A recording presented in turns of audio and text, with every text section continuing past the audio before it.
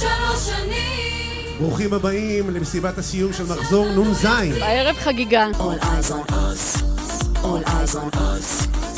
אנחנו מסיימים מחזור של 400 תלמידים שעבדו קשה במהלך כל השנה, שהגיעו לקו הסיום בהצלחה. סיום של תקופה מאוד משמעותית, ומכאן כל אחד יוצא לדרכו. זה עושה עצוב בלב. זה יום שבו אנחנו מסיימים מסע. זה היה כמו בית שני. אנחנו סיימנו את תשע"ב עם 80.3% זכאות לבגרות.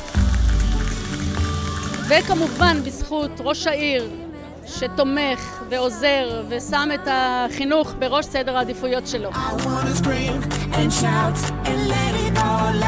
הנושא הוא בובה של מדינה.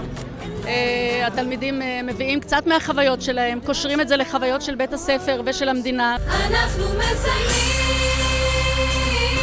עברו 3 שנים. אתמול בחזרה הגנרלית היינו עד 1:30 בלילה בלי הפסקה.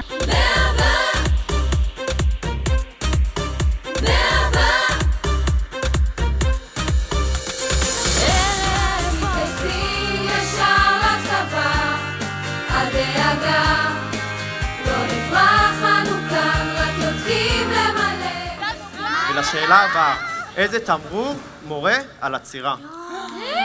מה פתאום לא שתלטנית והזמן שלי חשוב כמו גבר? אז אם לא תתקשר ותתחיל לחזר, אני לא אראה אותך ממטר.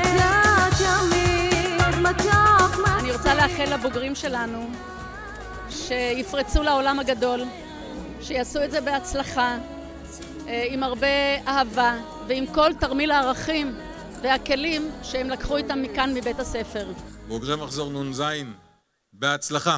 את